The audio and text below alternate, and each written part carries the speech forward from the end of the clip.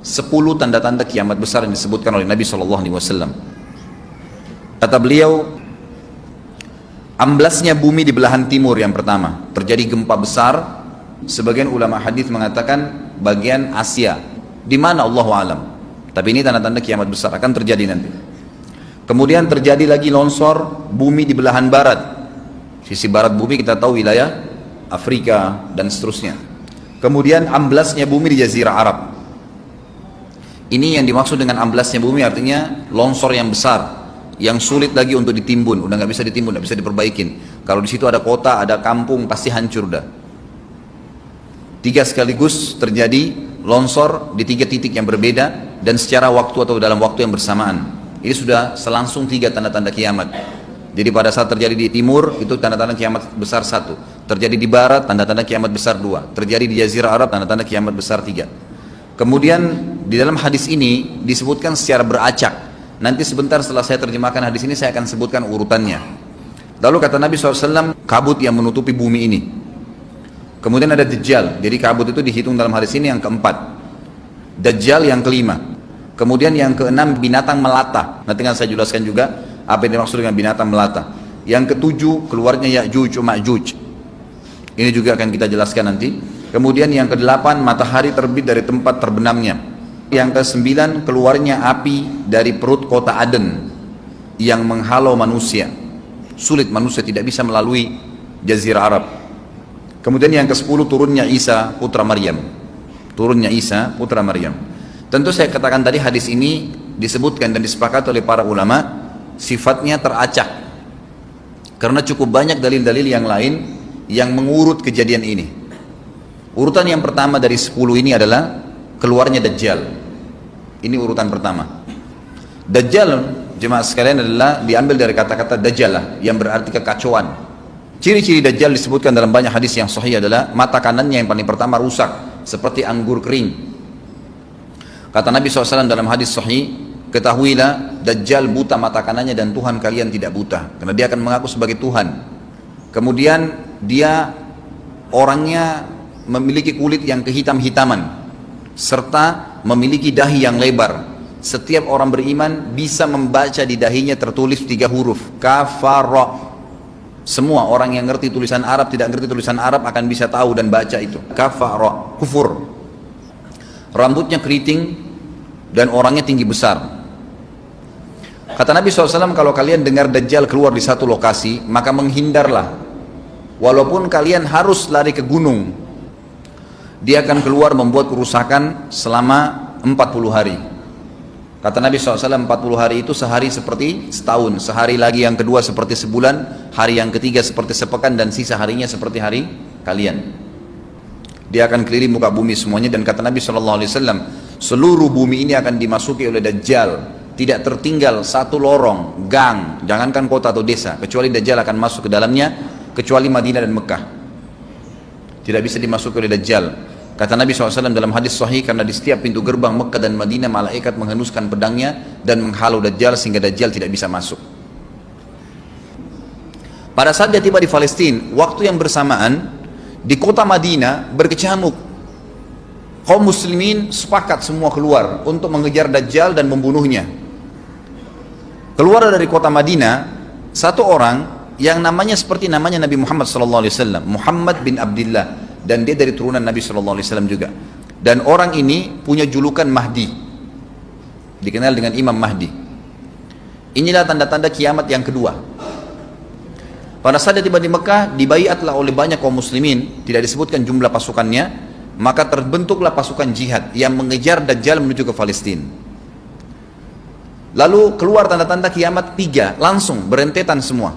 Tanda-tanda kiamat besar yang ketiga adalah pada saat pasukan Imam Mahdi dengan pasukan jihad itu tiba di Darul Baydha namanya. Hadis menyebutkan di menara itulah, di masjid itulah Imam Mahdi mampir sholat asar bersama pasukannya. Dikatakan Isa alaihissalam akan turun sambil memegang kedua sayapnya malaikat, dan dari rambutnya yang basah meneteskan air. Maka dia pun turun, lalu kemudian dia masuk, dan orang-orang pada saat itu mengenalnya kalau dia adalah Isa, dan mereka sudah tahu ini masanya keluarnya Dajjal. Ini Mahdi sudah ada, mereka tahu akan turun Isa, sudah ada informasi seperti saya sampaikan ke Bapak Ibu sekarang, itu muslimin di zaman itu sudah tahu semua. Sholatlah mereka, kemudian mereka menuju ke Palestina. Ringkas cerita adalah Nabi Isa alaihissalam akhirnya tiba dengan pasukan mujahidin di depan pintu gerbang Babulut.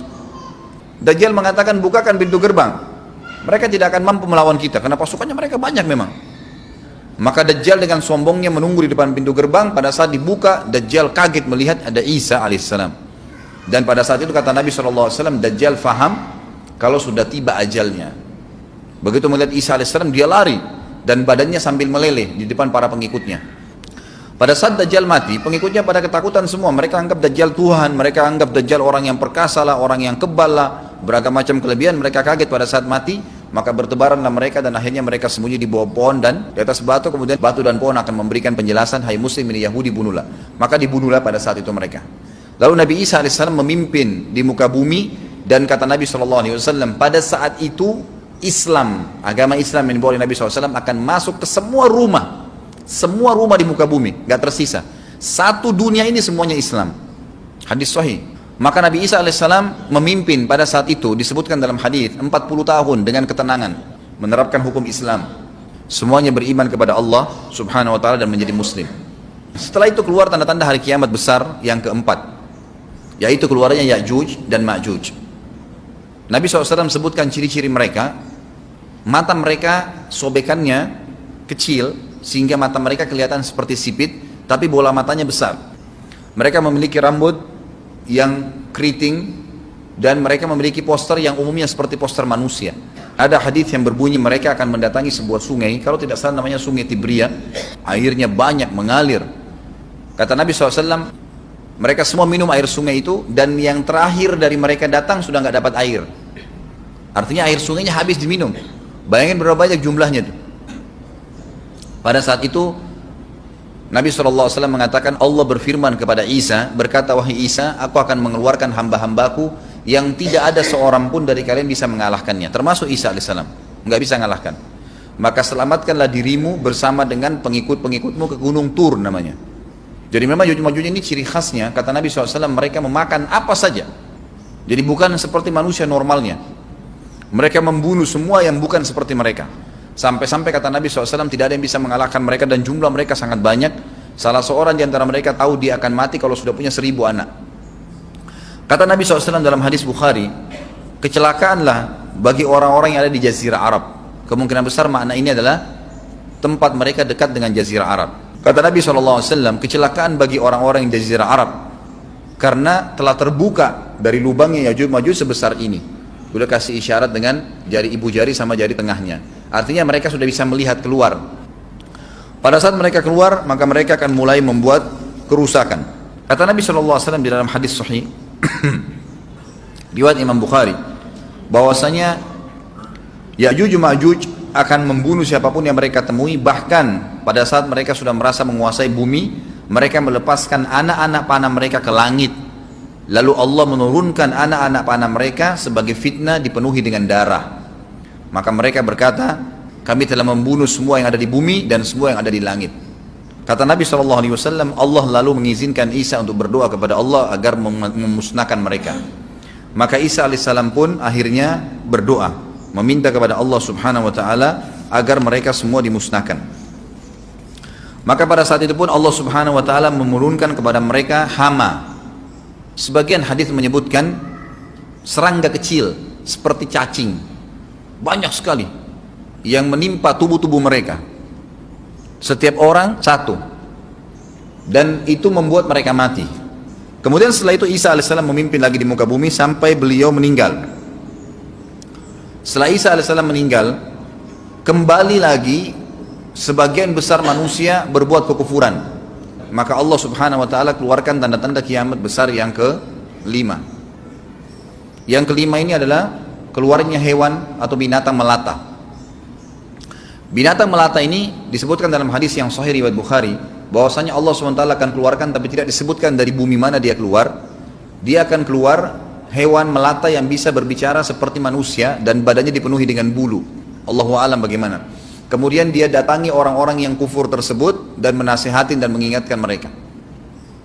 Yang tidak mau beriman, dalam hadis dikatakan dicap oleh hewan tersebut. Allahu a'lam dicap seperti apa, sehingga ketahuan mana yang kafir, mana yang beriman.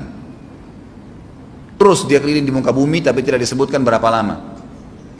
Lalu kemudian Allah lenyapkan si dabbah ini. Kemudian datang tanda-tanda kiamat yang ke-6. Tanda-tanda kiamat yang ke-6, 6, 7, 8. Itu berentetan semua. Longsor besar di timur, di barat, dan di Jazirah Arab. Ini tanda-tanda kiamat terjadi serentak.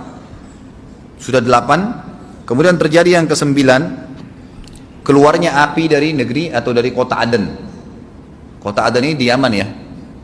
Tentu hadis menjelaskan tentang masalah api yang keluar ini, artinya api bukan main-main, ini bukan kebakaran sebuah masjid atau sebuah bangunan 10 tingkat.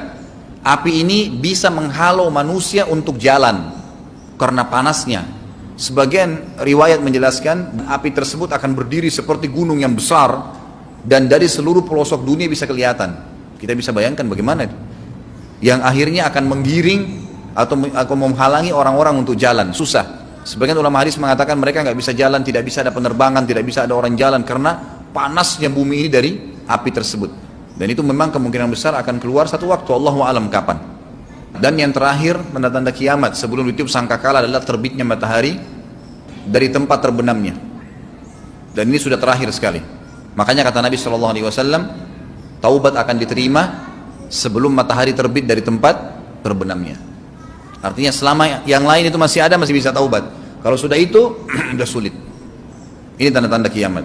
Sebagian ulama memasukkan tanda-tanda hari kiamat kecil, ada yang masukkan tanda-tanda kiamat besar. Ada dua hal.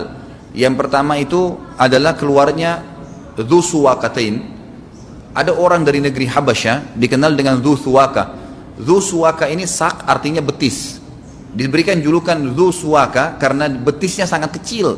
Orang ini Bapak Ibu sekalian kata Nabi SAW akan menghancurkan Ka'bah. Dan kata para ulama pada saat itu memang manusia sudah sunyi, nggak ada lagi yang datangin Ka'bah. Orang-orang sudah lalai gitu kan.